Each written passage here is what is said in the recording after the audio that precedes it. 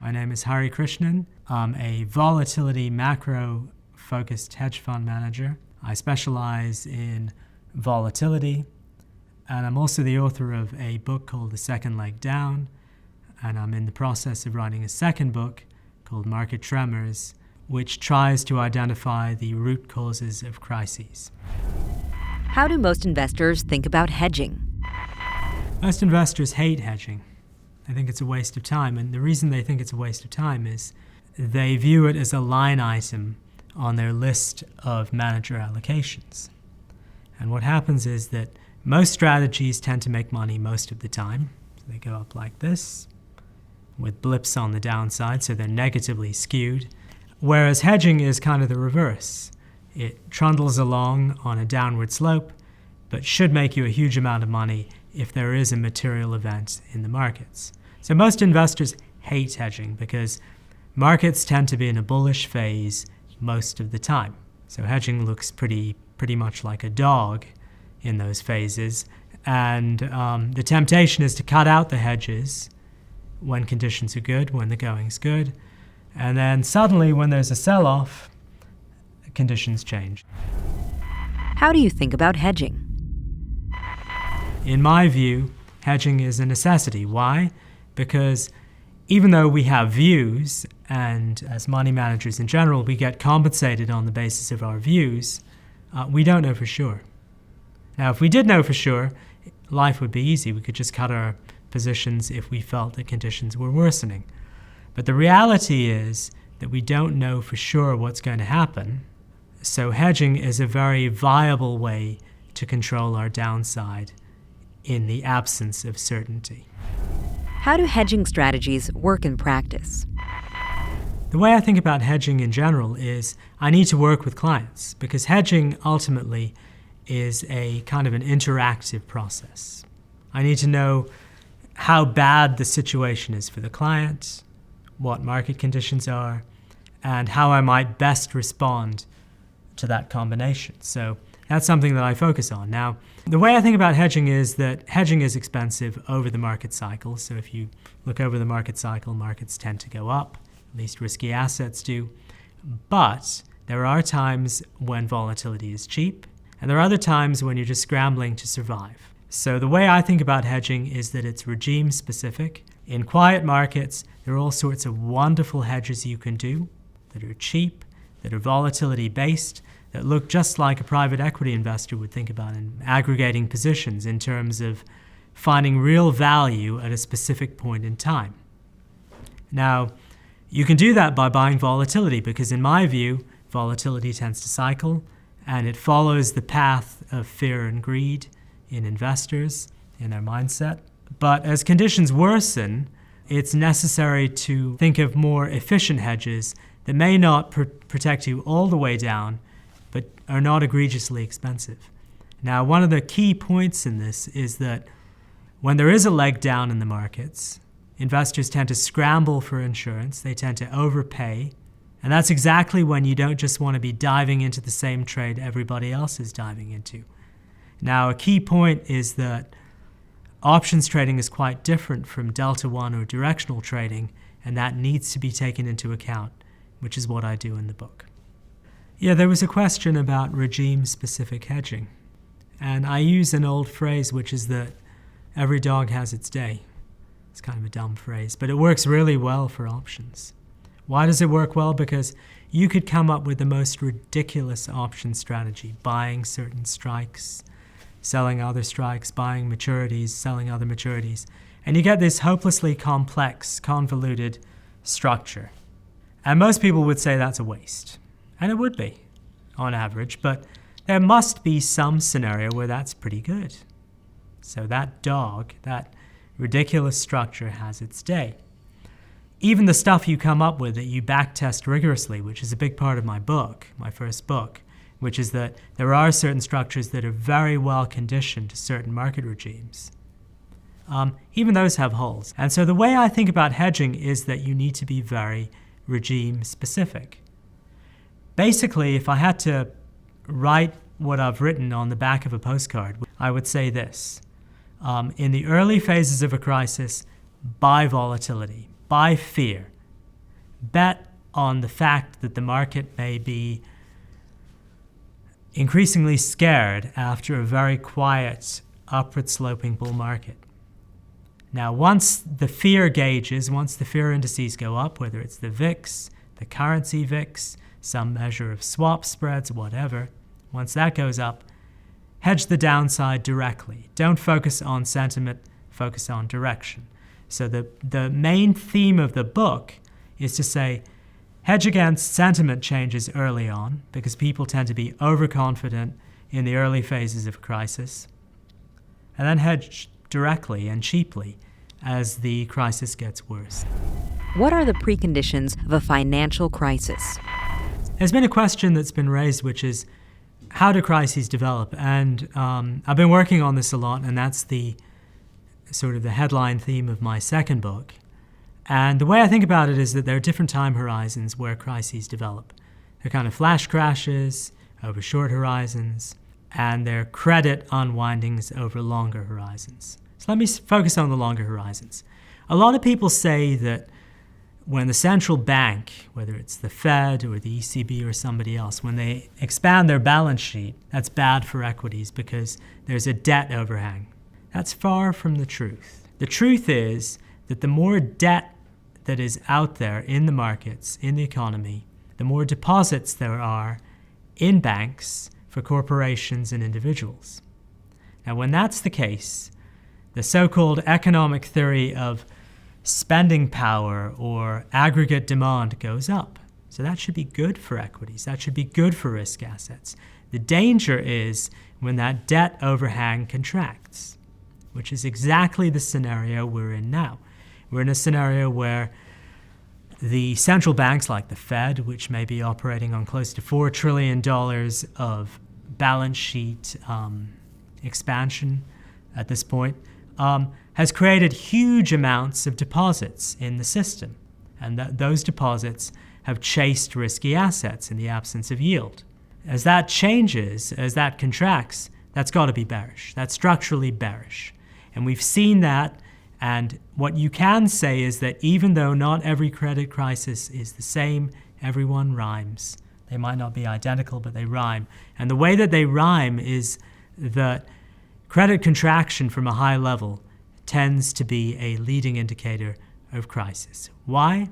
Because all of that demand that is piling into things that have yield or that have momentum, even at the margins, if it disappears, it's bearish. That's where we are now. It's not about the Fed funds rate in isolation. What it's about is the balance sheet contraction. And as you see those 50 billion or whatever number, maybe it's a bit lower than that, peeling off the Fed balance sheet, that's kind of a punishment or that's a compression on aggregate demand. So that should be bearish for risky assets. So you have that structural headwind. It doesn't matter what the Fed funds rate is in isolation. What matters is how much credit is available in the system to chase yield and to chase risky assets. So that's the long horizon issue. Over shorter horizons, you kind of move from balance sheet dynamics, which sadly, but in truth are only available once a quarter or once a month, to credit spreads. And it's well known that when credit spreads are trending up, that tends to be somewhat bearish for risky assets because it's a suggestion that something's going on in the system that's creating a reduction in demand for risky assets. Over shorter horizons, you see stuff that's a little bit more subtle. Maybe it has a lower Sharpe ratio, or maybe not a Sharpe ratio, but a lower level of conviction from a common sense perspective, which is that typically when markets start to have decreasing volatility, when they start to go into these kind of channels or whatever, a move in a given direction tends to be meaningful. Why? Because in particular, if a market's trending up, it starts shrinking in the trend, and then it shanks on the downside.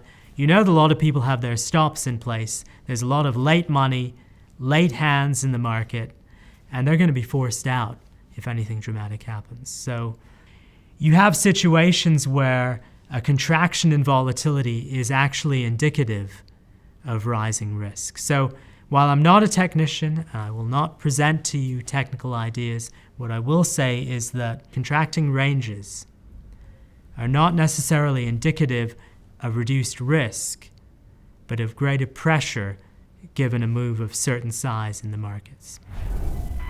What drives a market crisis? What causes a market crisis? Of course, you need to qualify it by another question, which is a crisis over what horizon? But let's forget about that for a moment. In general, the two preconditions for a crisis, in my opinion, are over-ownership of certain assets and a change in leverage provision. So leverage and sentiment. Over long horizons, you can look at things pretty easily, and QE fits into that paradigm really nicely, which is that what happened in QE? Well, the central bank expanded its balance sheet. Maybe it went from 800 billion to 4.5 trillion over a period of some years.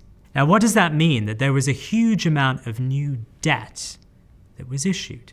So the relative quantity of debt vis-a-vis equities, which have a relatively fixed supply, at least in share terms, grew dramatically.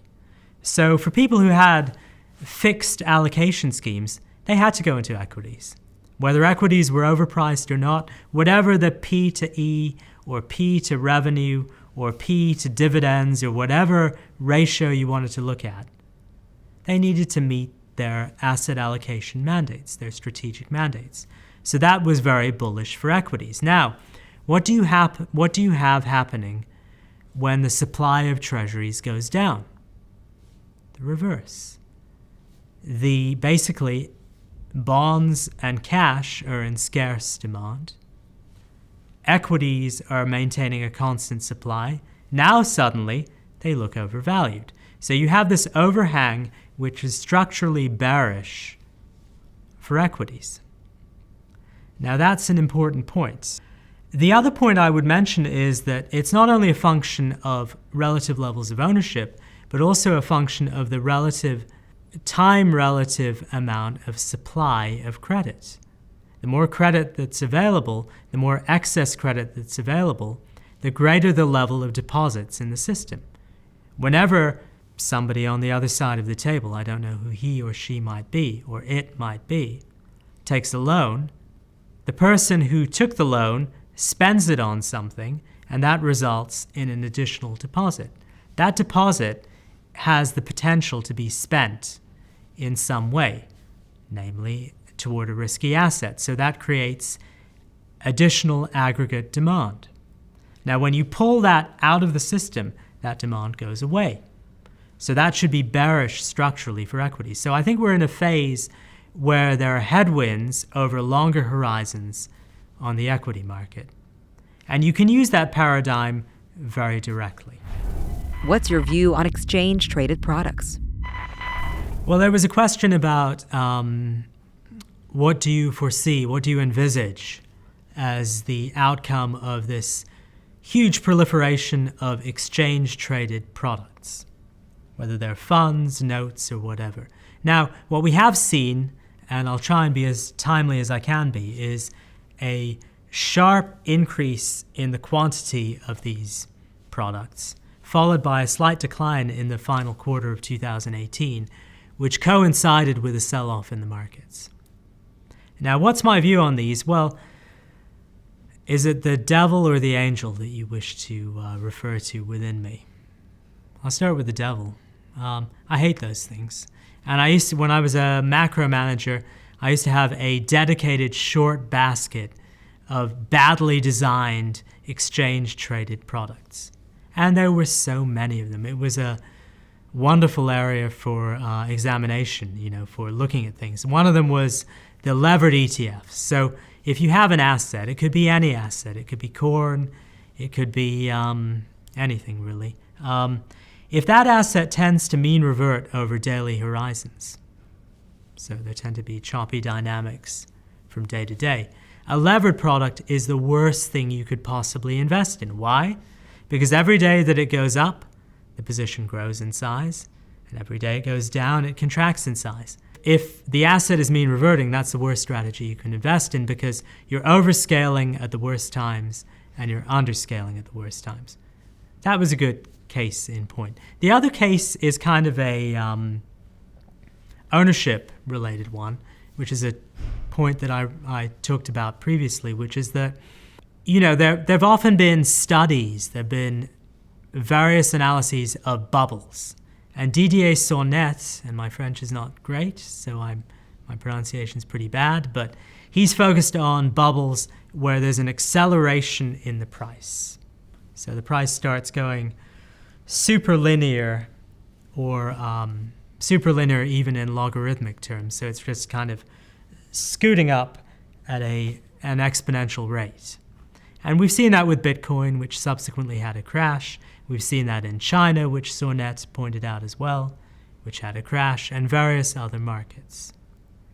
Now, those are great. Those are great markets. But there are other markets where you get this kind of, for lack of a better phrase, Madoff-like straight line dynamic, where there's no exponential growth, but the Sharpe ratio is hurtling toward infinity over time.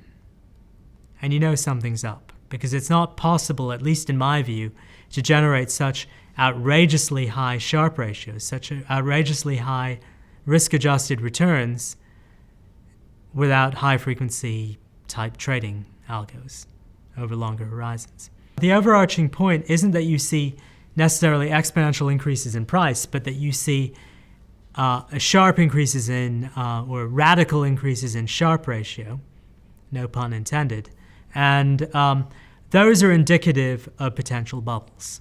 We saw that with the mortgage-backed securities markets in 2008, and we may well be seeing that in the leveraged loan markets in the current time, where those markets have become exaggerated in their size. They are covenant light, which means they don't require a lot of intermediate checks, and they have the same bubbly dynamics that maybe Sonnet would not identify, but anybody who looks at outrageous Sharpe ratios would scratch their heads and say something may be afoot.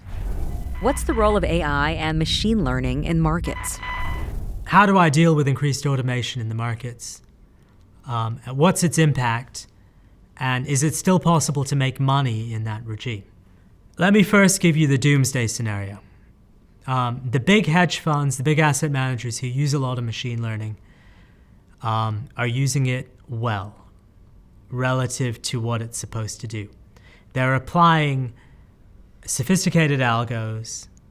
They're applying it to high-frequency data. They're applying it to heterogeneous data, which means all sorts of different types of data, whether it comes from a satellite, from sentiment, from price action, or whatever.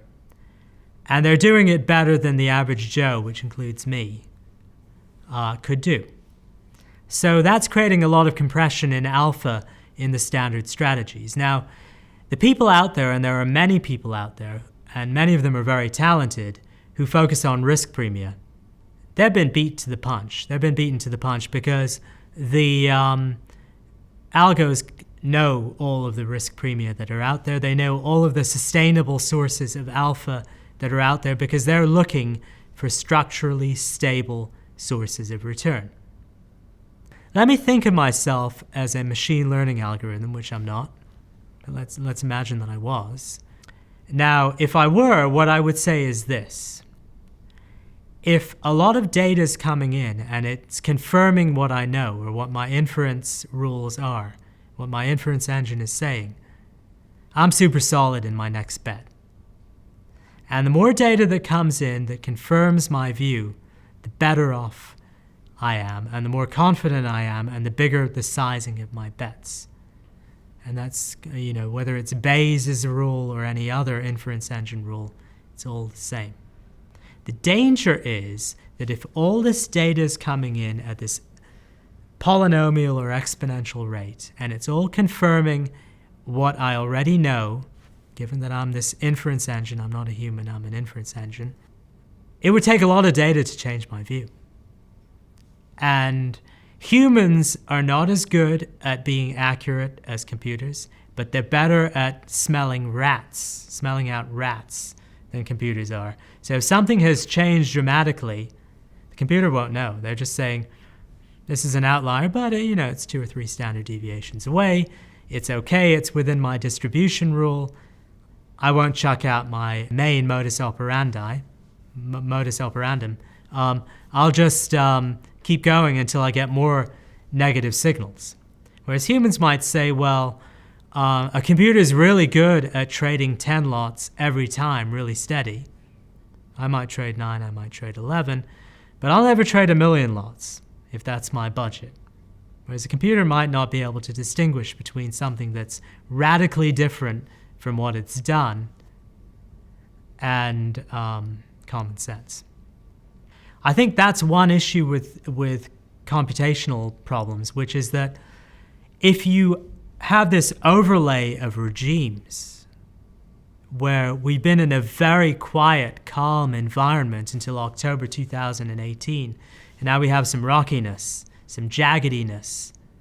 Well, the computers have been latching on to 2017, which was straight line, happy days, bull market times, into 2018. February was a blip, but it came back as quickly as it went down. Happy days again.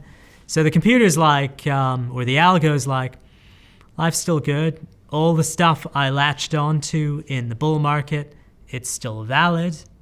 Whereas humans might say, well, let me look over longer periods. There have been times when markets were risk off, and in fact, based on your calibration regime or conditional on your calibration regime, maybe 1/3 of the time markets are risk off, 2/3 of the time markets are risk on, which anecdotally translates to the idea that markets tend to go up more than they go down, but the down periods tend to be sharp, whatever. The human has a memory that maybe incorporates some of those things that are outside the Bayesian inference engine of the algo that's latching on to the most recent event. So the problem that I see, or the area where machines can be exploited, is if there are regime shifts. We saw a regime shift in October. We saw a more severe one in DEC in December. And then we've seen a sharp reversal in January, but I would expect that we've reached a new baseline level of higher vol from what we saw in 2016 and 2017, where, using a crude case study, the VIX was trading at a handle of 12 or 13. Now it's trading closer to 18 or 20, and it's not going down as quickly as it did in February of 2018. So one could argue, potentially, that the algos have latched onto a huge quantity of data, but the data is very specific to one tiny regime. So the richness of the data that the machine might think it's dealing with is far less than it thinks. How do you think about the current risk environment? What happened in December 2018? Well, if you look at what happened in volatility markets, it had all the hallmarks of a standard bear market movement. So if you looked at how much the VIX moved, if you looked at the VIX beta relative to the S&P, it was pretty standard. It was less than 1. What you typically see is that in flash crashes, in sudden moves from a bull market setup, the VIX tends to explode. And you didn't see that in December. What you saw was the VIX going from, say, the mid-teens to 30, but not that much higher, in spite of a very significant trending down move in the S&P 500 and various other US indices and abroad. So this, to me, at least if you look at the interaction between volatility markets, or equity index vol, and equity index movements, nothing out of the ordinary happened. This was not a vol squeeze. This was a somewhat predictable credit contraction-oriented sell-off.